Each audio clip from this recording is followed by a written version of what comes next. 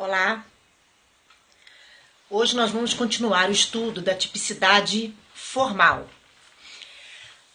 Nós, no último encontro, falamos do tipo penal, dos seus elementos, e paramos os elementos subjetivos do tipo, o dolo e a culpa.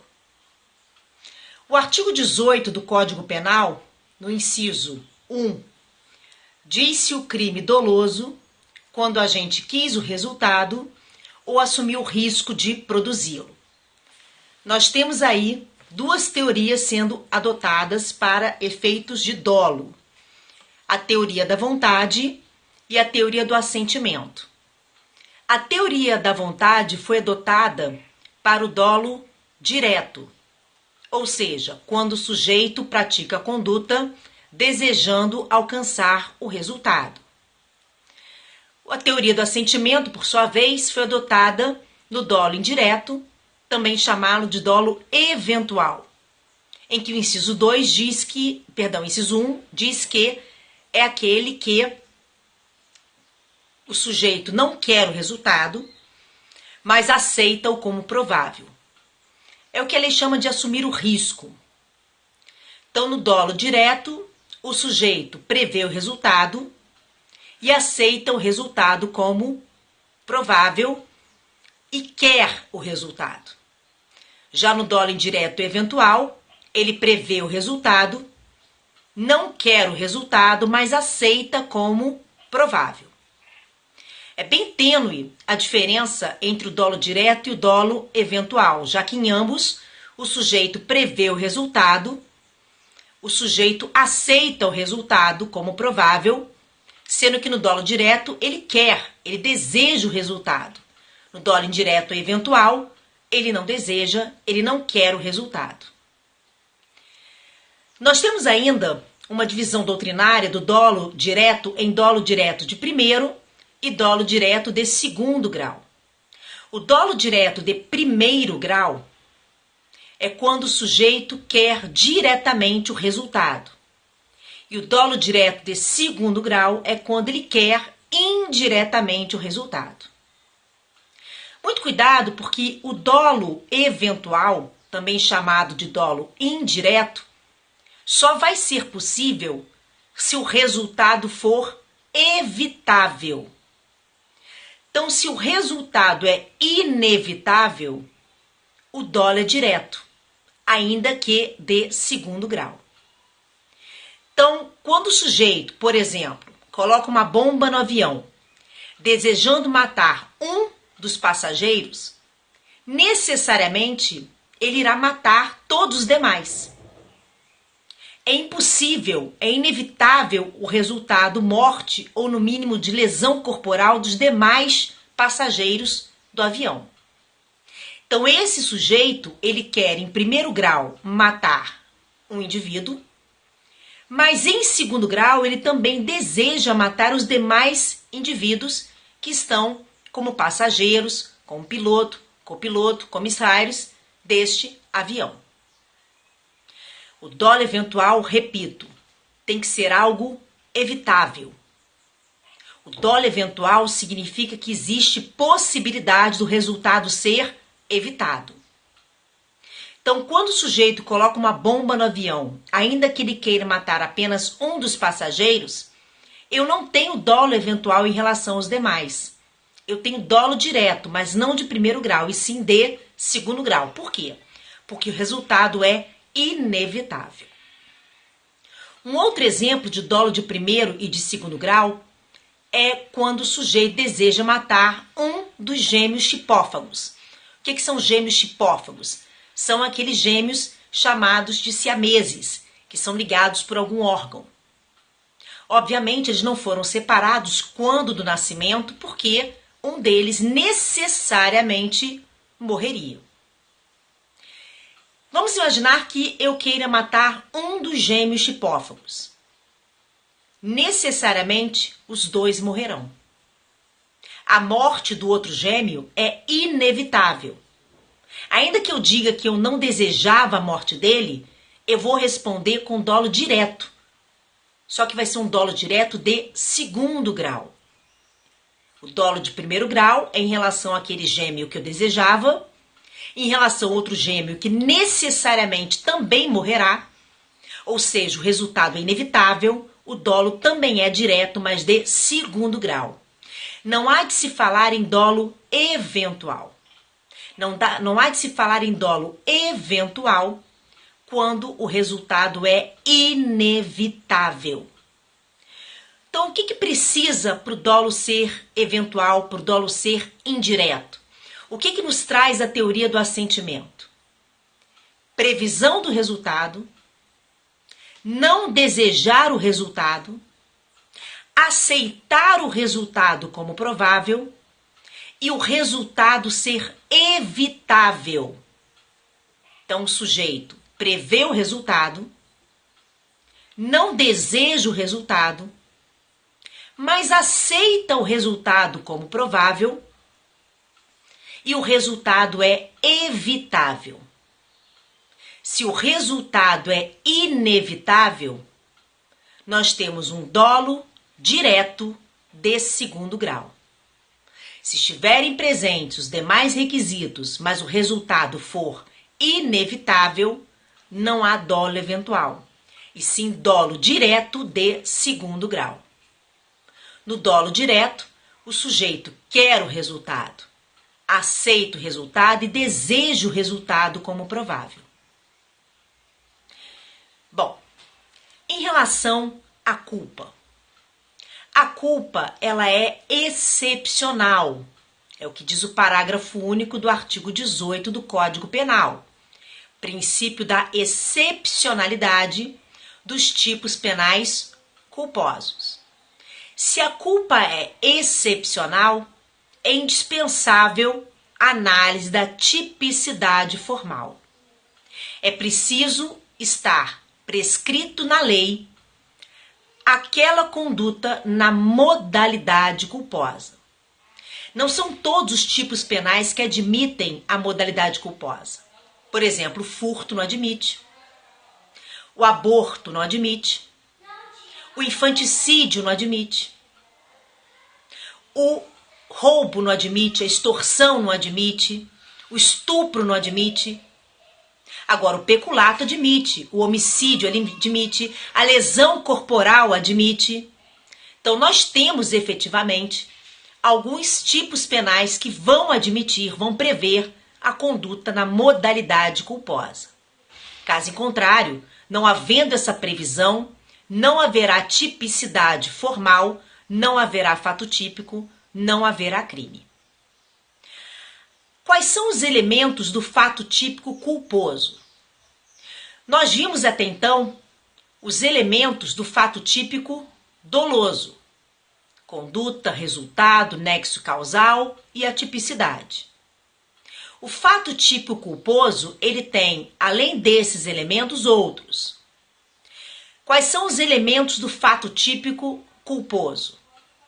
Conduta voluntária, resultado involuntário, nexo causal, tipicidade. Ausência de previsão, salvo na culpa consciente, previsibilidade, que é objetiva, e quebra do dever objetivo de cuidado pela imprudência, negligência ou imperícia. Esses requisitos estão no artigo 18, inciso 2 do Código Penal. Artigo 18, inciso 2 do Código Penal. Então, repetindo, conduta voluntária, resultado involuntário, nexo causal, tipicidade, ausência de previsão salvo na culpa imprópria, previsibilidade, que tem natureza objetiva, e a quebra do dever objetivo de cuidado pela imprudência, negligência ou imperícia. Bom, a ausência de qualquer um desses elementos nos levará à ausência de tipicidade formal na modalidade culposa. exceto quanto à ausência de previsão. Por quê? Porque a ausência de previsão, ela é elemento do fato típico culposo na culpa inconsciente. Mas nós temos também a chamada culpa consciente. Na culpa consciente, a conduta é voluntária, o resultado é involuntário, há anexo causal, atipicidade, previsibilidade, quebra do dever objetivo de cuidado. Não há ausência de previsão. Na culpa consciente, ou na culpa com previsão, o sujeito prevê o resultado. Então, qual a diferença entre o dolo eventual e a culpa consciente? Já que em ambos o sujeito prevê o resultado, não deseja o resultado e o resultado é evitável. No dolo eventual, como nós vimos, o sujeito aceita o resultado como provável, enquanto que na culpa consciente ele acredita que conseguirá evitá-lo, mas não evita. Então, vamos imaginar um atirador de facas que trabalha no circo. Todos os espetáculos ele direciona facas no seu assistente, em direção ao seu assistente. É previsível que ele pode lesionar ou até matar alguém? Sim, é previsível. Não só o assistente, mas como as demais pessoas que estejam ali assistindo o espetáculo. Então, a previsibilidade do resultado, lesão corporal ou morte, é viável nesse caso. Quando ele atira a faca e acerta o seu assistente, por exemplo, ele age com dolo direto, com dolo indireto eventual, ele age com culpa inconsciente, ele age com culpa consciente. Vai depender do ânimos da gente. Observem que a previsibilidade está presente. Atirar facas na direção de uma pessoa é previsível que você possa acertá-la e você prevê que poderá acertá-la. Então você não tem só previsibilidade, você tem também a própria previsão. A pessoa está ali na sua frente, você está direcionando facas contra ela. Se é previsível, se há previsão do resultado, significa que eu posso ter culpa, mas essa culpa ela é consciente. O dolo, ok. Mas a culpa com previsão é possível? Sim, é a chamada culpa consciente. Se ele desejava acertar o assistente, se ele fez propositalmente, dolo direto. Mas se ele não desejava o resultado, se ele não queria atingir o assistente, de duas uma. Ou houve culpa consciente, ou houve dolo eventual ou indireto. Para isso, vamos verificar se o resultado é evitável. Sim, o resultado era evitável. Vamos verificar se ele podia prever o resultado. Já vimos que ele poderia prever o resultado e ele previa o resultado. Vamos imaginar que ele não desejasse o resultado. Então, dolo eventual ou culpa consciente? Até esse presente momento é impossível identificarmos. Porque tanto na culpa consciente quanto no dolo eventual, o sujeito prevê o resultado é evitável e ele não deseja o resultado. É muito tênue a diferença entre a culpa consciente e o dolo eventual. Se ficar provado que ele não aceitava o resultado, que ele acreditava que conseguiria evitar o resultado, responderá por culpa consciente. Mas se ficar provado que ele não se importava com o resultado, que ele aceitava o resultado como provável, aí nós temos o dolo na forma eventual, o dolo indireto. Bom, em relação à culpa, ainda existe uma terceira espécie de culpa, que é a chamada culpa imprópria. A culpa imprópria está presente em algumas formas de erro de tipo. Quando nós abordarmos erro de tipo, nós vamos verificar a chamada culpa imprópria. Por enquanto, vamos ficar somente com a culpa consciente e com a culpa inconsciente. Então, os elementos subjetivos do tipo, dolo e culpa. Bom, ainda continuando o estudo da tipicidade formal, olhem o artigo 14 do Código Penal. O artigo 14 diz que o crime ele é tentado ou é consumado. Então, para que haja crime, no mínimo, esse crime tem que ter sido tentado. E aí eu peço para que vocês, no inciso 2, sublinhem iniciada a execução. No inciso 2, sublinhem iniciada a execução. O iter criminis, que se a gente pudesse traduzir seria o caminho do crime, ele começa com a cogitação, quando o sujeito pensa, imagina ainda no consciente a conduta criminosa.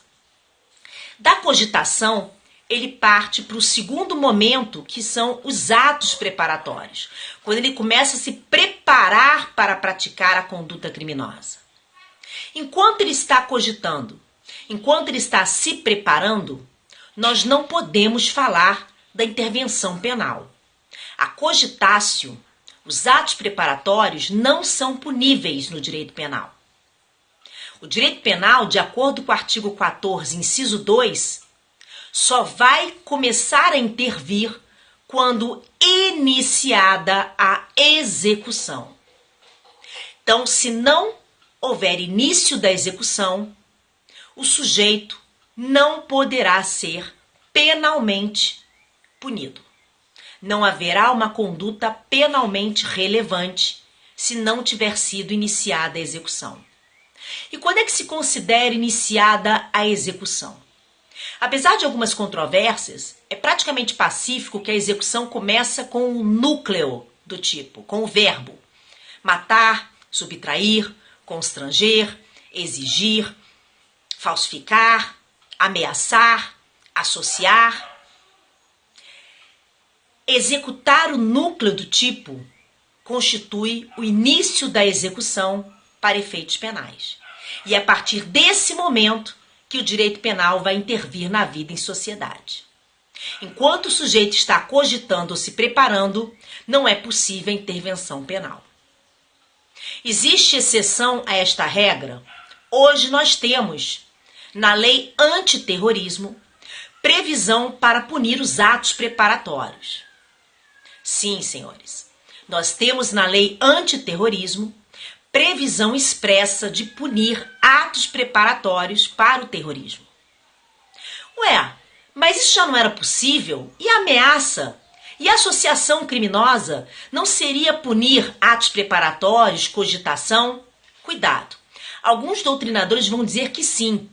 Vão dizer que a ameaça, que a associação criminosa, petrechos para falsificação de moeda, são o direito penal punindo atos preparatórios de cogitação. Entretanto, eu vou discordar. Se isso fosse punir atos preparatórios, nós seríamos responsáveis por outros crimes. Quer ver? Vou te matar. Eu posso responder por tentativa de homicídio? A resposta é não. Por que não? Porque em relação ao homicídio, eu ainda estou em cogitação.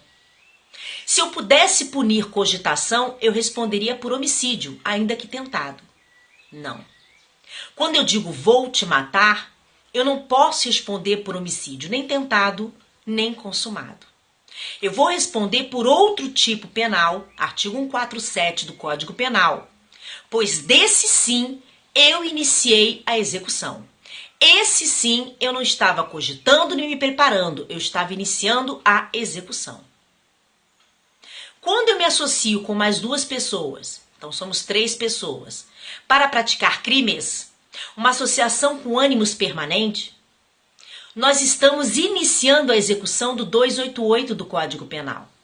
Mas em relação aos crimes pelos quais nos associamos, ainda estamos em atos preparatórios.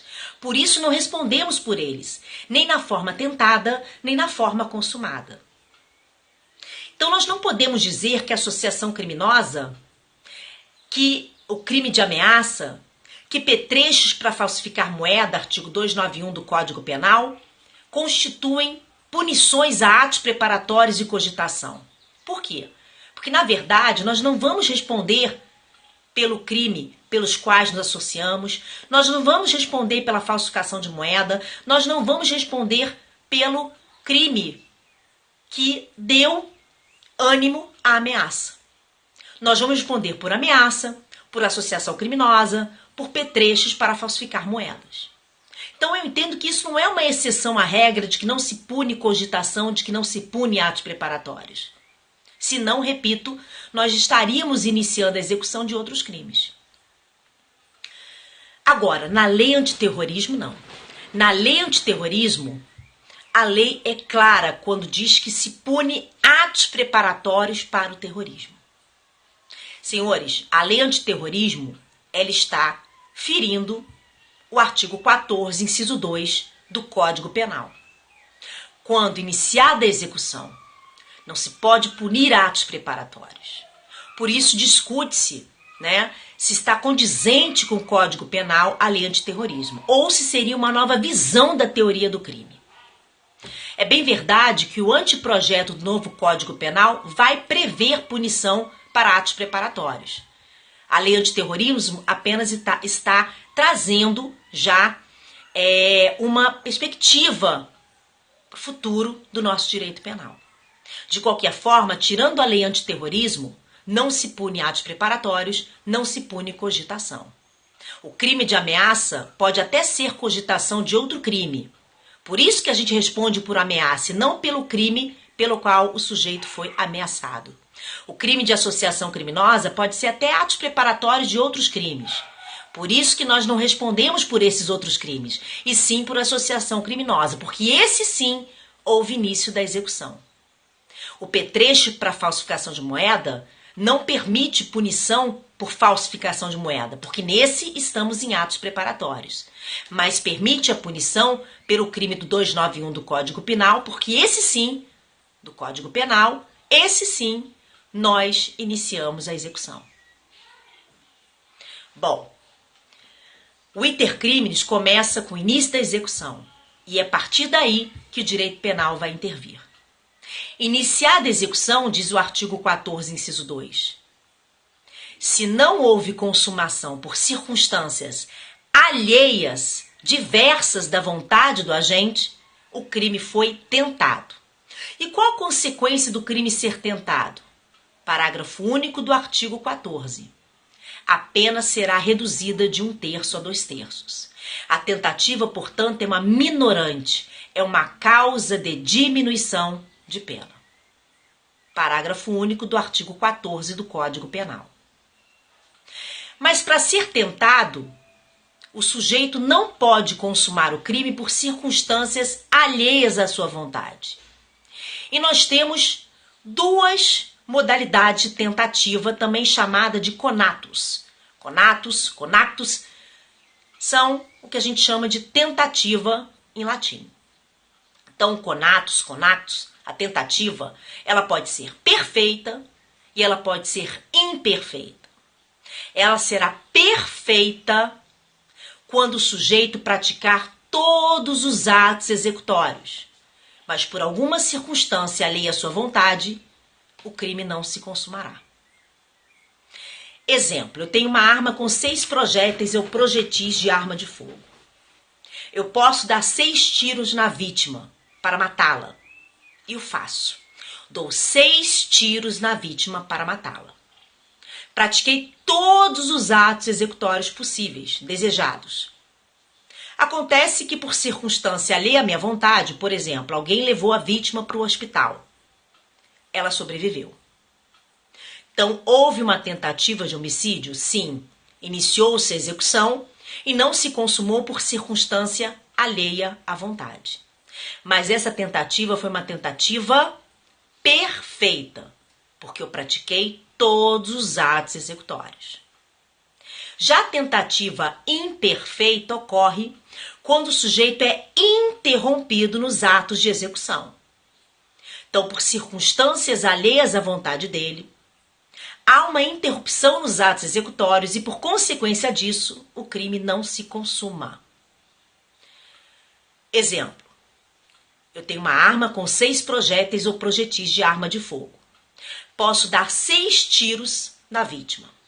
Dou o primeiro tiro. Não consigo matá-la. Ao dar o segundo tiro, alguém segura o meu braço e me impede de prosseguir na execução.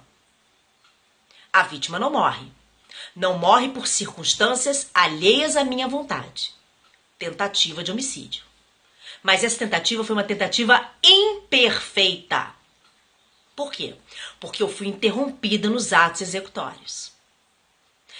Essa análise da tentativa perfeita e da imperfeita, ela é importante até para o juiz auferir a majorante da tentativa. A minorante da tentativa. A tentativa é uma diminuição de pena, de acordo com o parágrafo único do artigo 14 do Código Penal. A pena é reduzida de 1/3 até 2/3.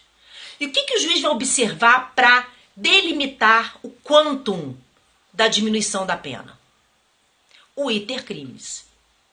Quanto mais próximo da consumação, menor a redução da pena. Quanto mais longe da consumação, maior a redução da pena. Então, se uma tentativa é perfeita, é possível que a pena seja reduzida de 1/3. Quando ela é imperfeita, pode ser que ela chegue até uma redução de 2/3. Depende. Depende porque a tentativa perfeita e imperfeita podem ser cruentas ou incruenta. A tentativa cruenta, também chamada de vermelha, ocorre quando há lesão. E a tentativa chamada de incruenta ou branca ocorre quando não há lesão. Então eu posso ter uma tentativa perfeita cruenta, vermelha. Posso ter uma tentativa perfeita incruenta, branca. Assim como eu posso ter uma tentativa imperfeita, cruenta, vermelha, ou incruenta, também chamada de branca. Lembra que eu dei 6 tiros na vítima com a intenção de matá-la? Imaginem que eu não acertei nenhum tiro. Nada, nem de raspão. Uma tentativa perfeita, incruenta, branca. Então, mesmo sendo perfeita, olha que interessante. Provavelmente, a pena será reduzida de 2/3, porque eu fiquei muito longe da consumação. Imagine uma tentativa perfeita, cruenta, vermelha. Vamos imaginar que eu acerte pelo menos um dos 6 tiros de raspão. A tentativa imperfeita também pode ser cruenta ou cruenta. Ou incruenta. A tentativa imperfeita, lembra, eu dei um tiro e alguém segurou meu braço. Imaginem que eu dei um tiro e acertou o ombro da vítima. Tentativa imperfeita, porque eu fui interrompida nos atos executórios, mas cruenta, vermelha, porque eu acertei a vítima ainda que de raspão. Agora imaginem que eu não acertasse a vítima. Tentativa imperfeita, incruenta ou branca. Tudo isso vai ser observado para efeitos de minorar a pena, já que, repito, a tentativa é uma minorante, é um privilégio, é uma causa de diminuição de pena, de acordo com o parágrafo único do artigo 14 do Código Penal. Todas as infrações penais admitem tentativa? Não. Nem todas as infrações penais admitem tentativa. Então, verifiquem que crimes de mera conduta não admitem tentativa. Crimes omissivos puro não admitem tentativa. As contravenções penais, por não punirem a tentativa, de acordo com o artigo 4º do Decreto-Lei 3688/41, que é a Lei de Contravenções Penais, repetindo, o artigo 4º do Decreto-Lei 3688/41, que é a LCP, Lei de Contravenções Penais, não pune a tentativa de contravenção. Então, a contravenção só é punível se consumada. Se tentada, a conduta é atípica, exclui a tipicidade formal. Então, repetindo, mera conduta não admite tentativa. Crimes omissivos puros não admitem tentativa. Contravenções penais não admitem tentativa. Majoritariamente, crimes habituais não admitem tentativa. Crimes préter-dolosos não admitem tentativa. Crimes culposos não admitem tentativa, salvo na culpa imprópria. Nós vamos ver que na culpa imprópria, quando ocorre algumas formas de erro de tipo, nós temos possibilidade de tentativa, mas em regra a culpa não admite tentativa. Nos crimes unissubsistentes não admite-se a tentativa. Então, repetindo, mera conduta, omissivo puro, contravenções penais, préter-dolosos, habituais, unissubsistentes, não admitem tentativa. Também não admitem tentativa, para a maioria, os crimes habituais. Não admitem tentativa os crimes de atentado. O que são crimes de atentado? Quando a tentativa é núcleo do tipo. Exemplo, artigo 352 do Código Penal. Tentar é núcleo do 352. Então, ao tentar, ele estará consumando o crime. Não cabe tentativa de tentativa. Então, não é possível tentativa nos crimes de atentado. Então, esses crimes não admitem tentativa. Vamos entender por quê? As contravenções penais nós já entendemos por ausência de punição. Na verdade, não é que não caiba tentativa nas contravenções. Se for uma contravenção material, de resultado, se for uma contravenção formal, por que não? Se for uma contravenção que constitua mera conduta, realmente não admite, porque as infrações de mera conduta não admitem tentativa. As contravenções penais não admitem por previsão legal, quando o artigo 4º da Lei de Contravenções Penais, o Decreto-Lei 3688/41, diz expressamente que não se pune a tentativa. Então, as contravenções penais não admitem tentativa por previsão legal. Por que os crimes de mera conduta não admitem a tentativa? O crime de mera conduta é aquele que não tem resultado naturalístico. O que significa dizer que, ao iniciar a execução, automaticamente ocorre a consumação. Não há intervalo de tempo entre o início da execução e a consumação. Portanto, é impossível, nos crimes de mera conduta, fracionar o iter criminis, romper o iter criminis. Como não há resultado naturalístico nos crimes de mera conduta, ao iniciar a execução, automaticamente ocorre a consumação. Existe uma corrente minoritária, como Mirabete, que admite a possibilidade da tentativa em alguns crimes de mera conduta, como, por exemplo, invasão de domicílio, artigo 150 do Código Penal.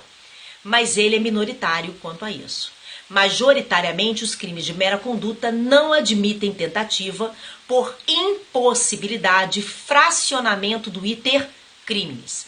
Ao iniciar a execução, automaticamente ocorre a consumação. Bom, por que os crimes omissivos puro não admitem tentativa? O crime omissivo puro é aquele que exige uma conduta omissiva pura. É aquele que tem como núcleo o verbo deixar de. Então, quando o núcleo do tipo é deixar de, nós temos um crime omissivo puro. E aí eles não admitem a tentativa. Por quê? Porque todo crime omissivo puro é de mera conduta. Todo crime omissivo puro não tem resultado naturalístico e a consumação é antecipada. Ao iniciar a execução, automaticamente ocorre a consumação. Não há tempo para fracionar o iter criminis. Não há espaço de tempo entre o início da execução e a consumação. Por que os crimes culposos não admitem tentativa? Em regra, no crime culposo, o sujeito não deseja o resultado. Em regra, sim.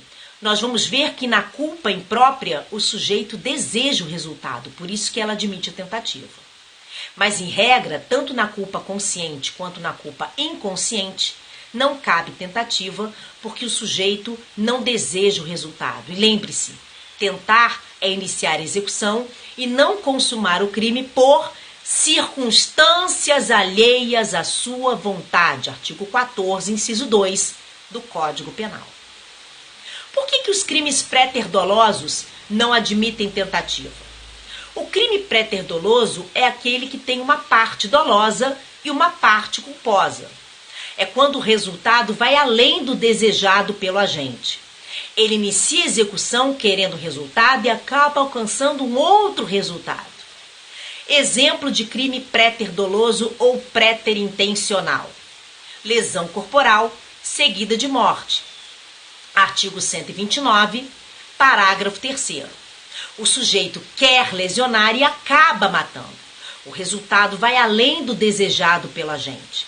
Então, o parágrafo 3º do artigo 129, que trata da lesão corporal seguida de morte, ele é pré-terdoloso ou pré-terintencional. Nós vamos ter dolo no antecedente da lesão corporal e culpa no consequente, que é a morte. Não respondo por homicídio culposo e não respondo por lesão corporal, e sim por lesão corporal seguida de morte, que é uma lesão corporal qualificada pelo resultado morte. Pré-ter-dolo ou pré-ter-intenção. Dolo antecedente, culpa no consequente. Por isso que os crimes pré-ter-dolosos não admitem a tentativa, porque em parte ele é culposo, e o crime culposo não admite a forma tentada. O unissubsistente também não admite tentativa. O que são crimes unissubsistentes? Praticados mediante um único ato. Exemplo, artigo 140 do Código Penal. Injúria. A injúria é unissubsistente. Por quê? Porque ela é praticada, a conduta é praticada mediante um único ato. A conduta pode ser praticada mediante mais de um ato. São chamados crimes plurissubsistentes. Quando a conduta é praticada mediante um único ato, ele é unissubsistente, portanto, não admite a tentativa. Por que os crimes habituais não admitem tentativa? O crime habitual é aquele que exige uma conduta com frequência. Exemplo, artigo 282 e 284 do Código Penal. Exercício ilegal da medicina, arte dentária ou farmacêutica, artigo 282 do Código Penal. E o crime de curandeirismo, artigo 284 do Código Penal. Também é crime habitual a casa de prostituição, artigo 229 do Código Penal. Esses crimes exigem uma conduta habitual, uma conduta frequente. Se você pratica a conduta descrita no tipo penal, eventualmente, você não comete o crime porque ele é habitual. Então, se eu faço uma festa na minha casa com prostitutos e prostitutas para os meus convidados, se é eventual, se é uma situação esporádica, eu não posso responder pelo 229, porque ele é crime habitual. Agora, se eu faço isso com frequência, por exemplo, todos os dias, todas as sextas-feiras, aí sim eu tenho habitualidade. Aí sim eu posso responder pelo 229 do Código Penal. Ora, por que o crime habitual, então, não admitiria tentativa para a maioria da doutrina? Porque não é possível tentar frequência, não é possível tentar habitualidade. Ou você pratica a conduta com frequência, com habitualidade, consuma o crime, ou não há crime. É 8 ou 80, não há meio termo. O crime de atentado, nós já vimos por que ele não admite tentativa. Porque a tentativa é núcleo do tipo. Ao tentar, ele consuma o crime.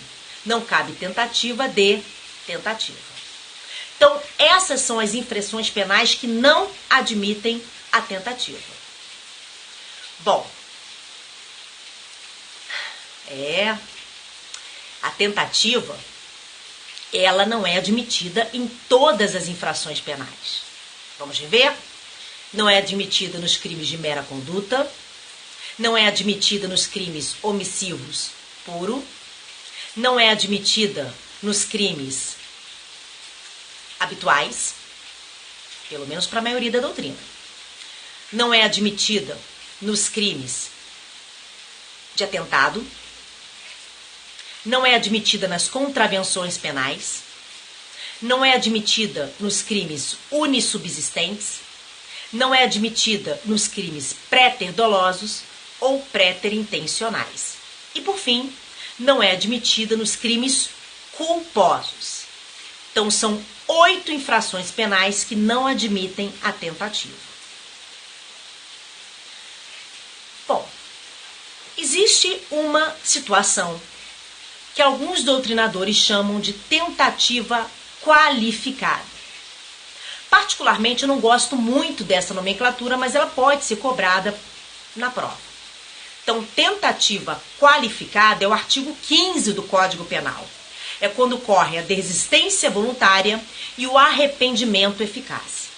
Entretanto, na desistência voluntária e no arrependimento eficaz, o sujeito não responde por tentativa. Ele não responde pelo crime na forma tentada. Então, essa nomenclatura tentativa qualificada me parece um tanto quanto inadequada. Desistência voluntária e arrependimento eficaz são consideradas como ponte de ouro para a doutrina, porque o sujeito inicia a execução querendo um crime e vai responder por outro completamente diferente. Tentativa qualificada nós também vamos encontrar no artigo 122 do Código Penal. No artigo 122 do Código Penal, aí sim eu concordo que nós temos uma tentativa qualificada. Por quê? O crime de instigação, induzimento e auxílio ao suicídio, eles têm como momento consumativo a morte. Então, se não ocorre a morte, o crime só pode ter sido tentado. Acontece que ele prevê uma forma específica de tentativa, que é quando o suicida sofre uma lesão corporal de natureza grave ou gravíssima. Se o suicida sofre uma lesão corporal leve, não há crime. Então, ali, realmente, nós temos uma tentativa qualificada. Mas, repito, alguns doutrinadores, como César Roberto Bittencourt, tratam a desistência voluntária e o arrependimento eficaz também como hipótese de tentativa qualificada, porque o sujeito vai responder com outra pena, por outro tipo penal, mais benéfico, por uma pena menor e diferenciada do tipo penal pelo qual ele iniciou a execução. Qual a diferença da desistência voluntária para o arrependimento eficaz? Na desistência voluntária, o sujeito ele não pratica todos os atos executórios. Ele mesmo, por vontade própria, voluntariamente, desiste de prosseguir na execução. Então, ele inicia os atos executórios e ele mesmo os interrompe. Percebam que a desistência voluntária tem uma diferença muito tênue da tentativa imperfeita, porque na tentativa imperfeita, o sujeito também tem a interrupção dos atos executórios.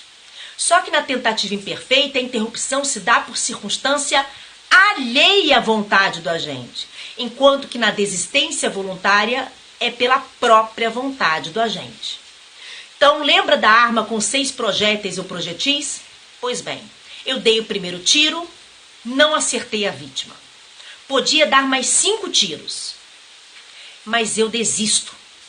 Voluntariamente, eu não vou continuar na execução. Então, os atos executórios foram interrompidos, sim, mas pela minha própria vontade. Então, isso não é tentativa de homicídio. Seria tentativa se a interrupção se desse por circunstância alheia à minha vontade. Como se deu pela minha própria vontade, então, desistência voluntária, consequência. Como eu não atingi a vítima, eu vou responder por disparo de arma de fogo em lugar público, aberto ao público ou exposto ao público, se for o caso. Posso responder por porte ilegal de arma de fogo. Posso responder por exposição da vida a perigo, mas não posso responder por tentativa de homicídio, porque na desistência voluntária, a interrupção dos atos executórios se dá pela própria vontade do agente. E no arrependimento eficaz? No arrependimento eficaz, o sujeito pratica todos os atos executórios. Entretanto, pela própria vontade e arrependido do que fez, ele eficazmente evita a consumação. Então, no arrependimento eficaz, ele pratica todos os atos executórios. Na tentativa perfeita também. Na tentativa perfeita também. Acontece que na tentativa perfeita, a consumação não ocorre por circunstância alheia à vontade do agente. Enquanto que no arrependimento eficaz, é pela própria vontade do agente que o crime não vai se consumar. O arrependimento tem que ser eficaz e para ser eficaz tem que evitar a consumação. Então eu dei 6 tiros na vítima. Se eu mesma levo para o hospital e ela se salva, o arrependimento é eficaz. Se uma terceira pessoa, contra a minha vontade, leva para o hospital e ela se salva, tentativa de homicídio, já que a minha intenção era de matar e não consegui por circunstâncias alheias à minha vontade. No arrependimento eficaz, eu também vou responder só pelos atos até então praticados, que no caso seria uma lesão corporal, que pode até ser grave ou gravíssima, mas não por tentativa de homicídio. Tudo bem? Bom, o artigo 16 trata do arrependimento posterior. Cuidado! No arrependimento eficaz, que nós acabamos de falar, a consumação não ocorre. O arrependimento faz com que o crime não se consuma. O sujeito arrependido, de forma eficaz, impede a consumação. Já no arrependimento posterior, artigo 16, significa que o arrependimento acontece depois do crime já ter se consumado. Então, o artigo 16 vai fazer com que o sujeito responda pelo crime consumado, mas com uma minorante, com uma causa de diminuição de pena. Acontece que não é qualquer crime que admite o arrependimento posterior. O artigo 16, ele exige requisitos para o arrependimento posterior. Esses requisitos que estão previstos no artigo 16 do Código Penal são requisitos cumulativos, não pode faltar nenhum deles. Primeiro, o ato tem que ser voluntário. Não precisa ser espontâneo, mas tem que ser voluntário. Segundo, o arrependimento tem que se dar através da restituição da coisa ou da reparação do dano. Existe uma discussão quanto à restituição parcial da coisa. Vamos ver já já. Terceiro, isso tudo, a devolução da coisa, a restituição do dano, a reparação do dano, tem que se dar antes do Ministério Público oferecer a peça acusatória, a denúncia ou o ofendido oferecer a queixa-crime, dependendo do tipo de ação penal, se ela é pública ou privada. De qualquer forma, uma vez oferecida a peça acusatória, a denúncia ou a queixa, que vai para o juiz para dar início à ação penal, não é mais possível aplicarmos o artigo 16. O arrependimento posterior é uma redução de pena de 1 a 2/3. O arrependimento posterior faz com que o sujeito responda pelo crime consumado com uma pena menor. É uma minorante, é um privilégio, é uma causa de diminuição de pena. Agora, e se a reparação for parcial? E se a restituição da coisa for parcial? É possível aplicar o artigo 16? Vou dar um exemplo. O sujeito subtrai uma máquina fotográfica. Alguém o convence a devolver. Não é espontâneo, mas é voluntária a devolução. Entretanto, ele devolve a máquina fotográfica com o flash quebrado. A restituição da coisa não foi total, foi parcial. Apesar de ter sido voluntária e antes do oferecimento da peça acusatória, da denúncia ou da queixa, não foi uma restituição total. E aí nós vamos ter 3 correntes. Parte entende que ele não pode ter a redução de pena. O artigo 16 só é possível se a reparação ou restituição for total. A A máquina fotográfica, no meu exemplo, teria que estar em perfeito estado de conservação. Segunda corrente. Sim, o juiz poderá aplicar o artigo 16, mas ele não vai reduzir a pena de 2/3. Vai reduzir de 1/3 ou um pouco mais de 1/3, mas nunca reduzirá de 2/3. Ele só poderá reduzir do máximo, previsto no artigo 16 do Código Penal, se a restituição e reparação for total. Terceira corrente, o juiz deverá verificar a satisfação da vítima. Se a vítima ficou satisfeita, mesmo com a restituição parcial ou reparação parcial dos danos, o juiz aplica o artigo 16. Se não, ele não aplica o artigo 16. Essa é a corrente que prevalece, pelo menos até então. Mas não necessariamente será a corrente adotada numa prova como tese defensiva, por exemplo. Como tese defensiva, o ideal é admitirmos sempre a aplicação do artigo 16, mesmo que a reparação seja parcial, restituição parcial, e no máximo o juiz irá auferir a redução da pena, o quanto da redução da pena, levando isso em consideração, mas deverá aplicar o artigo 16. Essa é a melhor tese defensiva. A tese acusatória é não aplicar o artigo 16 se a restituição ou reparação não tiver sido total. De qualquer forma, a questão controvertida são 3 correntes. Bom, superada a diferença entre arrependimento eficaz e arrependimento posterior, vamos para o artigo 17 do Código Penal. O artigo 17 do Código Penal trata do chamado crime impossível. Tentativa inócua. Crime falho. No artigo 17, o sujeito inicia a execução querendo o crime, desejando a consumação do crime, mas sem saber, ele está usando de um meio absolutamente ineficaz, ou o objeto material é absolutamente impróprio para o crime por ele desejado. Bom, no crime impossível, o sujeito não responde por tentativa e, obviamente, não responde por crime consumado. E se não há crime consumado nem tentado, a conduta é formalmente atípica. Não há fato típico, não há crime. O importante é verificar se o meio é absolutamente ineficaz ou se o objeto é absolutamente impróprio para o crime. O crime jamais se consumaria. Se houver 1% de chance de consumação, aí deixa de ser crime possível. Uma observação importante é, preste atenção, o sujeito não sabe que o crime é impossível. Ele acha que o crime é possível. Porque se ele sabe que o crime é impossível, nós vamos ter alteração de dolo. Então, eu quero matar alguém.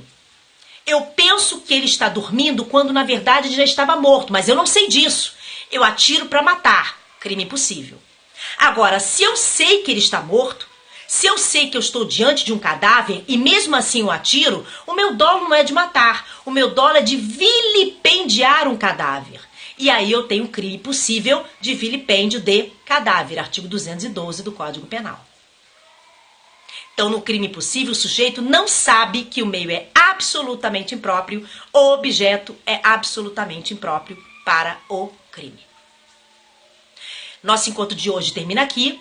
No próximo encontro, nós vamos falar de erro de tipo e todas as suas modalidades. Um beijo, um queijo e até a próxima.